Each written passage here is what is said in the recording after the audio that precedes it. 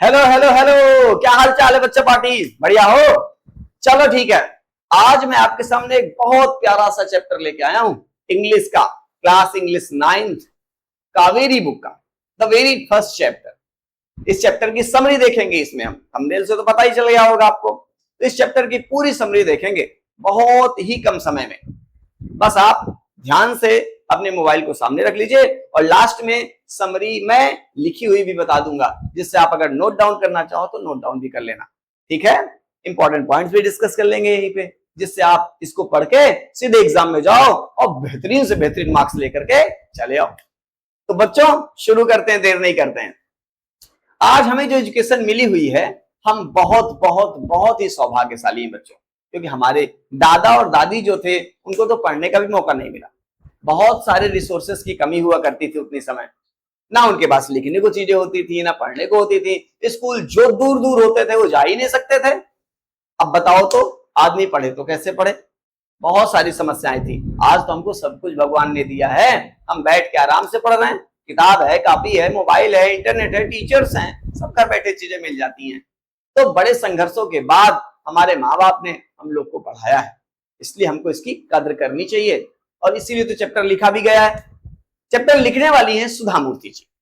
सुधा मूर्ति भारत की बहुत ही प्रसिद्ध लेखिकाओं में से एक हैं और सौभाग्य के साथ वह जिंदा भी। इन्फोसिस कंपनी उन्हीं की है, उन्हीं में वो चेयरपर्सन है। ठीक है? तो सुधा मूर्ति जी अपने बेहतरीन बेहतरीन कहानियों के लिए भी जानी जाती है। एक बहुत बेहतरीन राइटर है, एक बहुत अच्छी राइटिंग है। इनकी राइटिंग बहुत ही आसान होती है और दूसरी चीज मन को लुभाने वाली होती है, क्योंकि ये जीवन के इर्द गिर्द ही कहानियां लिखती हैं। उन्हीं बहुत सारी कहानियों में से एक कहानी सुधा मूर्ति जी ने हमारे साथ साझा की है। इस कहानी का नाम है how I taught my grandmother to read.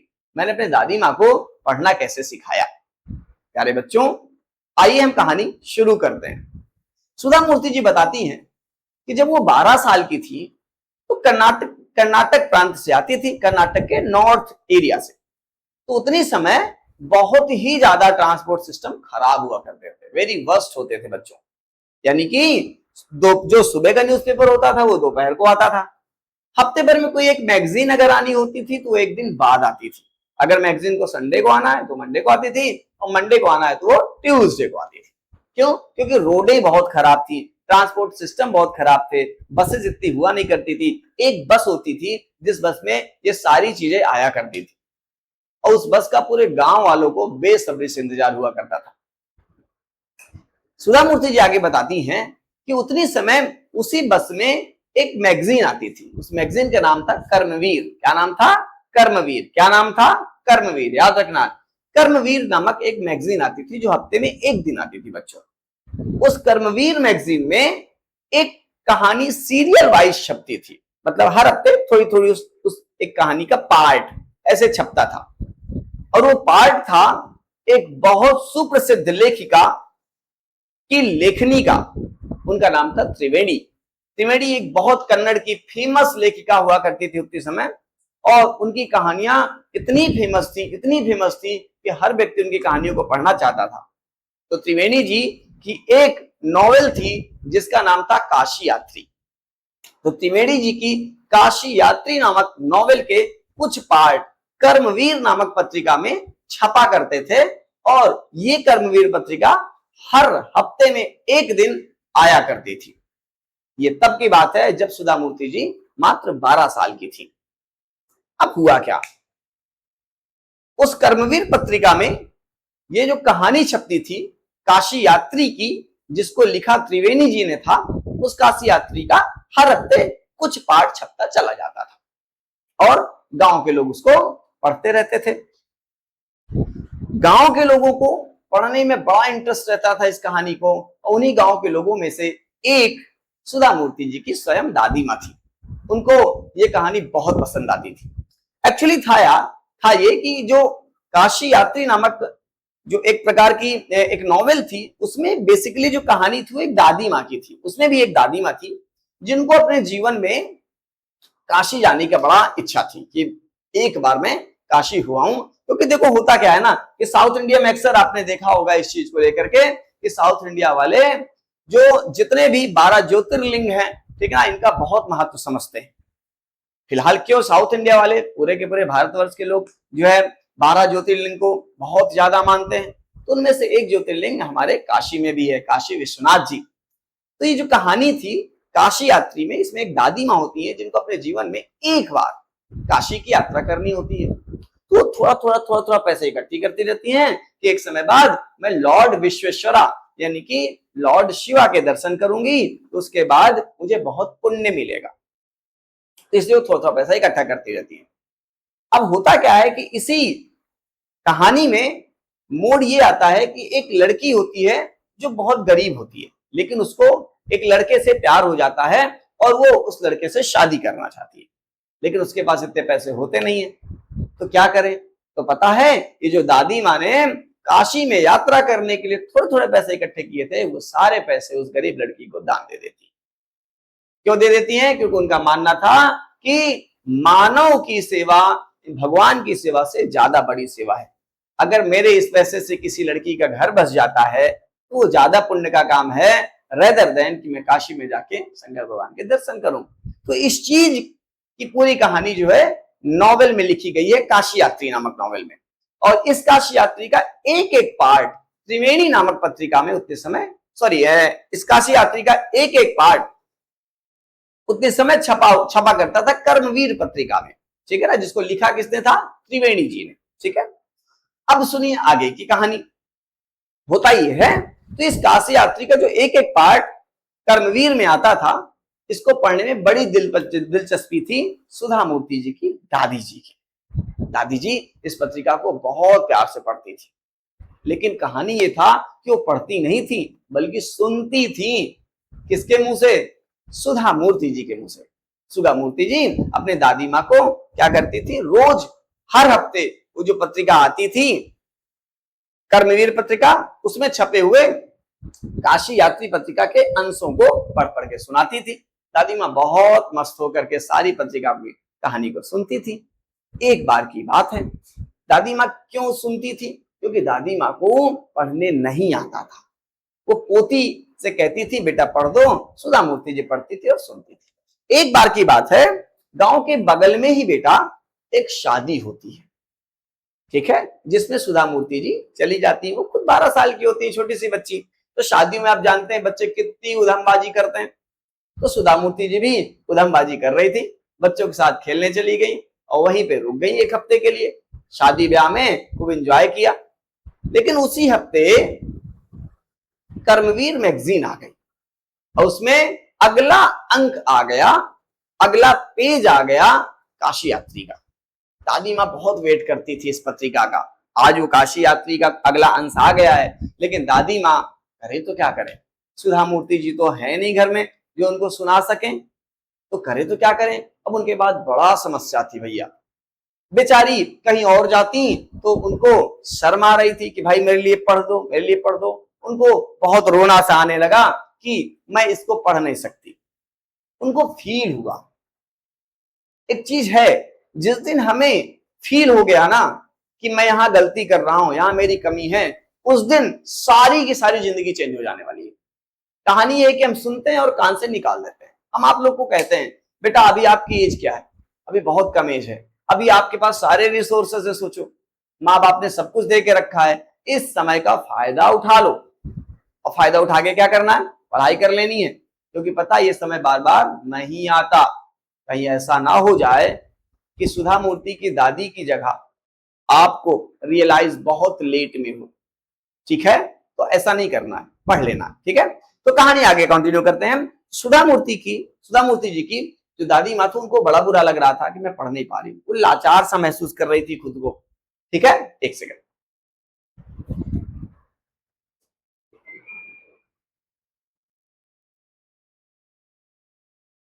तो अपने आप को बहुत लाचार सा महसूस कर रही थी, कहीं जा नहीं सकती थी कि कोई उन्हें बता देता इसमें क्या छपा है क्या नहीं छपा है, आगे की कहानी क्या होती है। वेट करती हैं, सुधा मूर्ति जी आती हैं। जब वेडिंग से, शादी से खुद ही बच्ची थी, तो दादी माँ बड़ी उदास दिख रही थी। सुधा मूर्ति जी उनसे पूछना चाहिए कि क्या हुआ, लेकिन उन्होंने कुछ बताया नहीं। बाद में सुधा मूर्ति जी ने सोचा कि ऐसा ही होगा कुछ, लेकिन ऐसे ही नहीं था, उनके मन में कुंठा थी, एक मन में दुख था कि मैं पढ़ नहीं पा रही हूं। ऐसी तो चीजें नहीं थी। आगे हुआ क्या, रात हो गई, खा पी के सब लोग छत में सो गए। आपने भी सोया ही होगा, छत में बिछा करके सब लोग सो गए। दादी माँ अभी भी बड़ी परेशान थी। दादी माँ सुधा मूर्ति जी के पास आती हैं, उनके सर में हाथ रखती है। सुधा मूर्ति जी तुरंत बोलती हैं, क्या हुआ? उतने समय कर्नाटका में बेसिकली दादी को औवा बोला जाता है, AVVA, औवा। तो क्या हुआ औवा, इतनी रात को मेरे पास? दादी माँ उनके सर में हाथ फेरती हैं और अपनी कहानी सुनाना शुरू करती हैं कि बेटा, जब मैं बचपन में थी तब मुझे पढ़ने का मौका नहीं मिला।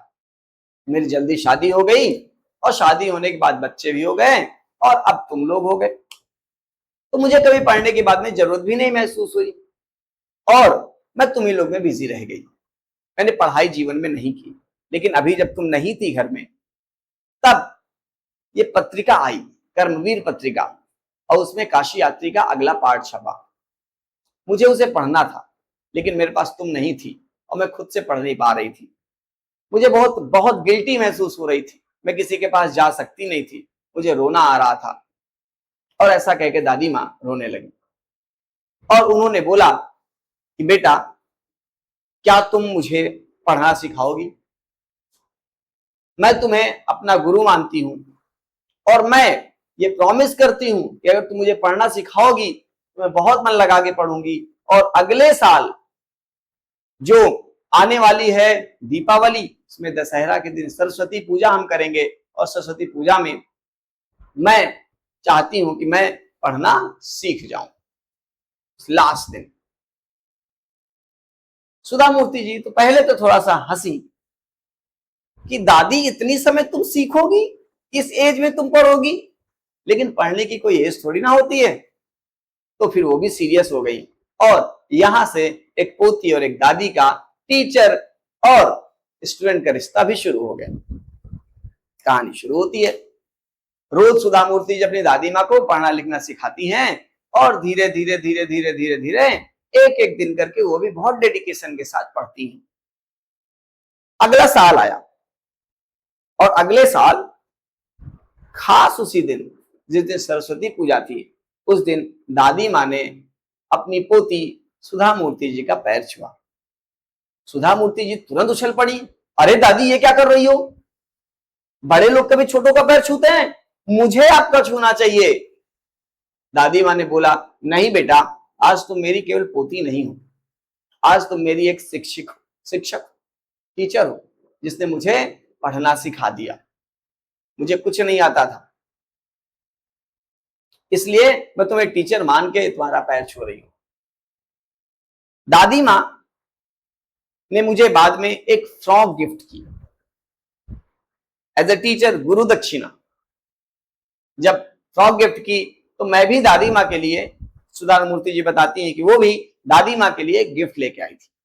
दादी माँ ने उस गिफ्ट को खोला तो उसके अंदर काशी यात्री पूरी की पूरी नॉवेल थी और दादी माँ ने काशी यात्री ऊपर लिखे हुए फ्रंट पेज में, कवर पेज में काशी यात्री उन्होंने पढ़ा।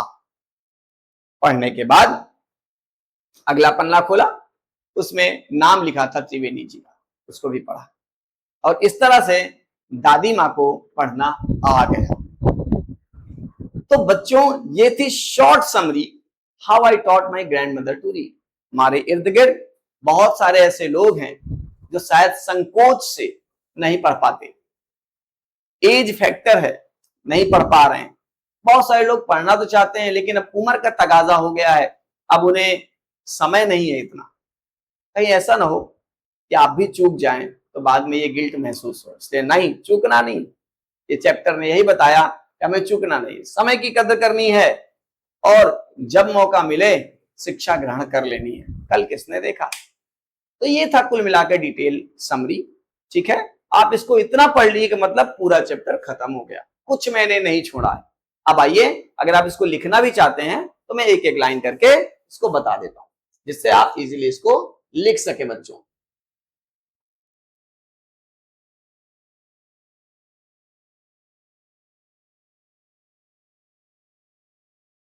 चलिए शुरू करते हैं। A brief summary of the story How I Taught My Grandmother to Read. How I Taught My Grandmother to Read is a heartwarming story written by सुधा मूर्ति। ये एक हार्टवार्मिंग स्टोरी है, दिल को पिघला देने वाली, जिसको सुधा मूर्ति जी ने लिखा है। It highlights the importance of education, ये एजुकेशन की इंपॉर्टेंस को बताती है, and the determination to learn and at any age, और बताती है एक दृढ़ संकल्प को कि हम किसी भी एज में पढ़ सकते हैं। The author remembers her childhood when she used to read the Kannada magazine Karmaveer. Author यानी सुधा मूर्ति बताती हैं उन दिनों जब कर्मवीर पत्रिका आती थी जो कि कन्नड़ में लिखी गई थी। The grandmother loved listening to the serial story. दादी माँ को इसको पढ़ना बहुत ज्यादा पसंद था। Every week because she could not read to write. वो सुनती थी इसको क्योंकि ना लिख सकती थी और ना पढ़ सकती थी। One day एक दिन की बात है, author went to a wedding. author wedding में चली गई एक हफ्ते के लिए। During her absence, जब वो नहीं थी घर में, grandmother was unable to read. तो grandmother पढ़ ही नहीं पा रही थी। The next part of the story by herself. अगली स्टोरी को, ठीक ना, she felt helpless. वो बहुत असहाय महसूस कर रही थी। And realized, उन्होंने महसूस किया the value of education. शिक्षा की वैल्यू को उन्होंने महसूस किया। She decided that she wanted to learn. उन्होंने ये डिसाइड किया कि वो पढ़ना तो चाहती हैं और लिखना भी चाहती हैं। Despite being 26 years old, भले ही वो 62 साल की हो गई, उन्होंने दृढ़ निश्चय किया कि मुझे पढ़ना है, मुझे जानना है, भले ही 62 साल की हूँ। The author became her grandmother's teacher. Author उनके दादी माँ की टीचर बन गई and taught her Kannada alphabet, और उनको कन्नड़ के अल्फाबेट सिखा दिया। विद पेशेंस, बहुत धैर्य के साथ, एंड डेडिकेशन, और दृढ़ इच्छा के साथ। The grandmother worked very hard, दादी माँ ने भी बहुत मेहनत की सीखने में, एंड प्रैक्टिस एवरी डे, रोज प्रैक्टिस करती थी।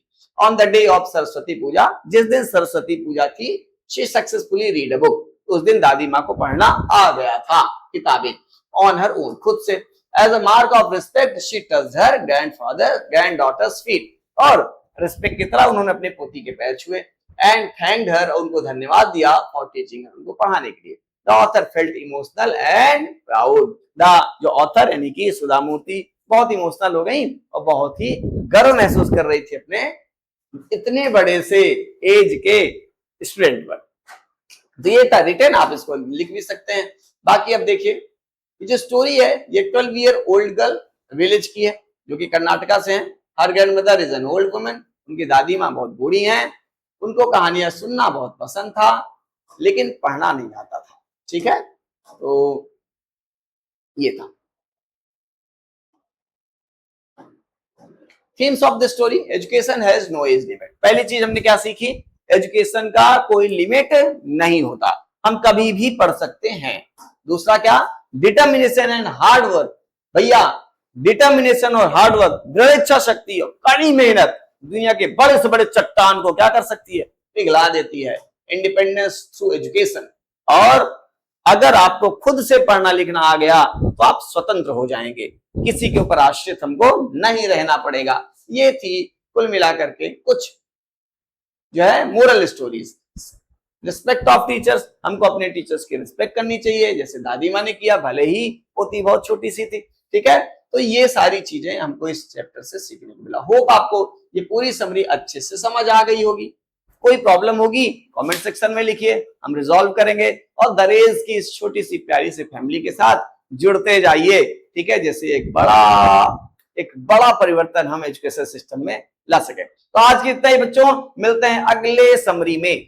हर चैप्टर की समरी आपको देखने को मिलेगी, बस कुछ दिन का वेट करते रहिए। Thank you so much, subscribe the channel now.